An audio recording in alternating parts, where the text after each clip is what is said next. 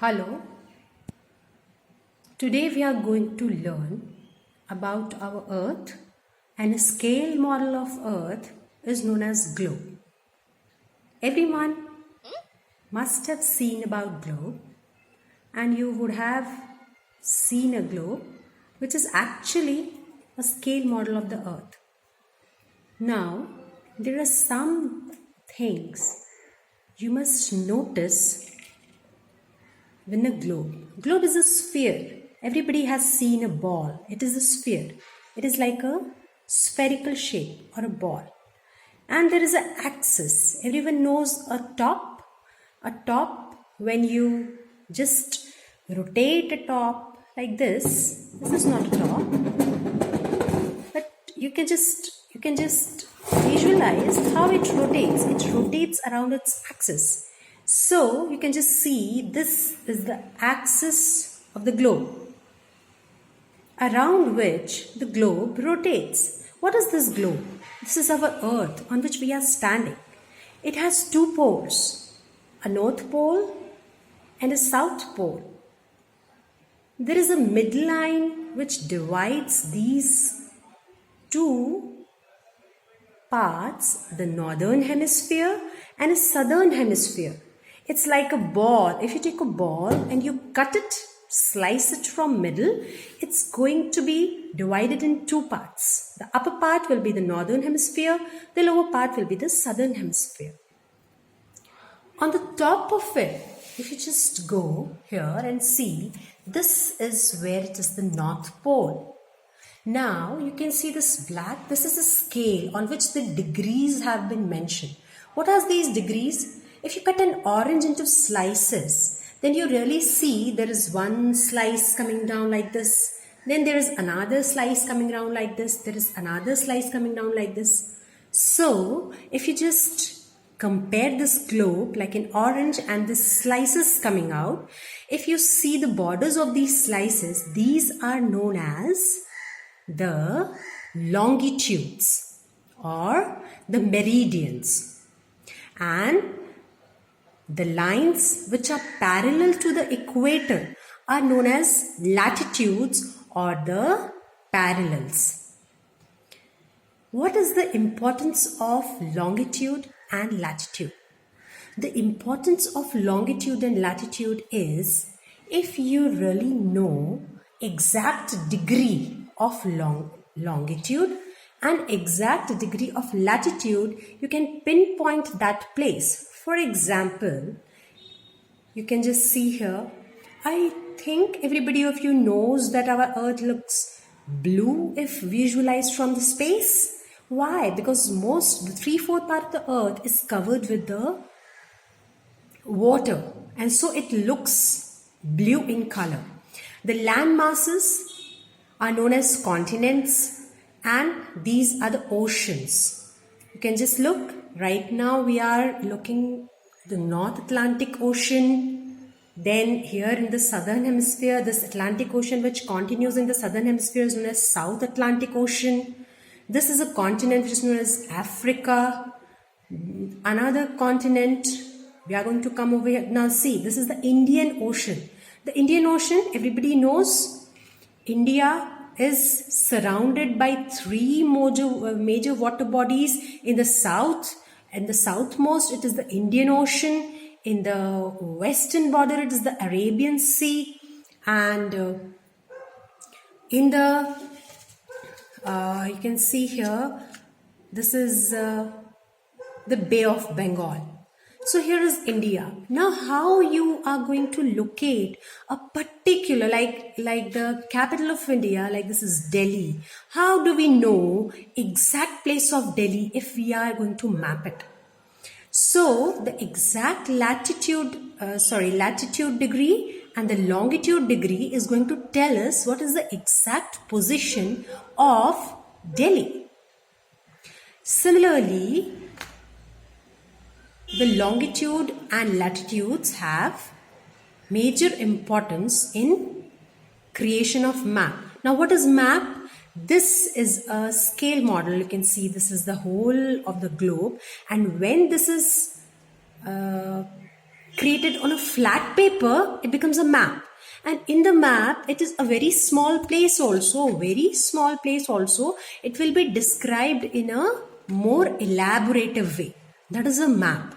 And a map could be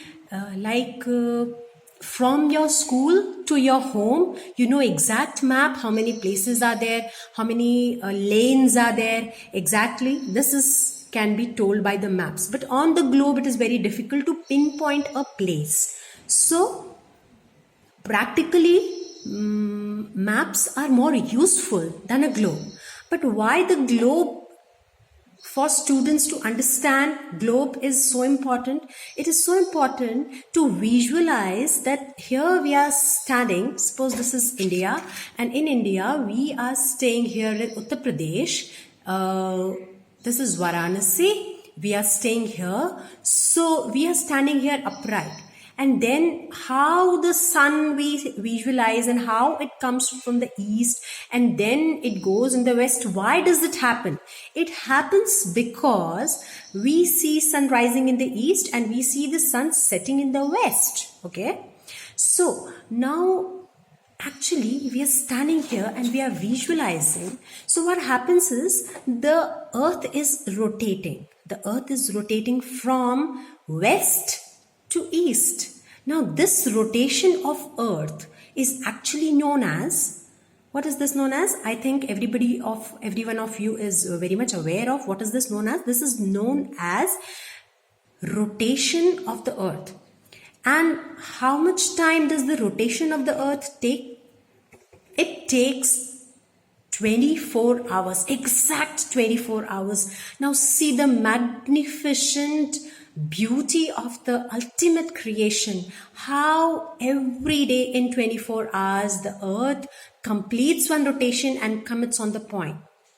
On the same point again, when we assume that the sun is stationary. The sun is the primary star of our solar system. Our solar system is a part of the galaxy, the Milky Way galaxy. Children, we are not knowing that how many solar systems are there. The space scientists are day and night working on this and finding out new discoveries about our expanding universe and many other things. But relatively, for children, what we say is the sun, we take it as stationary because it comes and we are moving, so it looks that the sun is moving, right?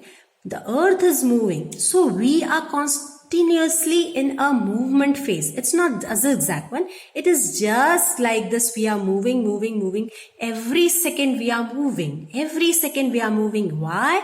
Because like we are sitting in a train and then we are moving. We see the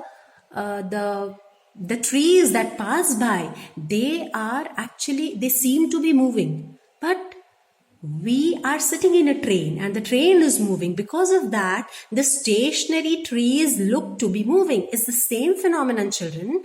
This, when the earth is moving, so we are standing on the earth and so we see the sun, the stars, the planets, the moon, they all move. The sun is taken to be a stationary object as in context to us. Why? Because this earth, as it is rotating around its axis, it is also revolving. Now what is the revolution? If you just compare, this actually is not a very correct object.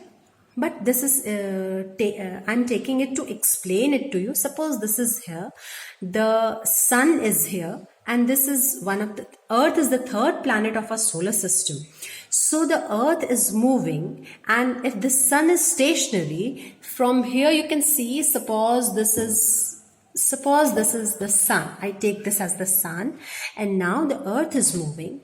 Now the earth is rotating also like this, and along with that it is making a revolution like this. It will revolve around like this, and come over here. This is known as the revolution.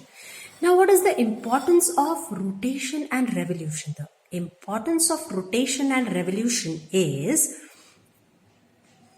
by the rotation of the earth, there occurs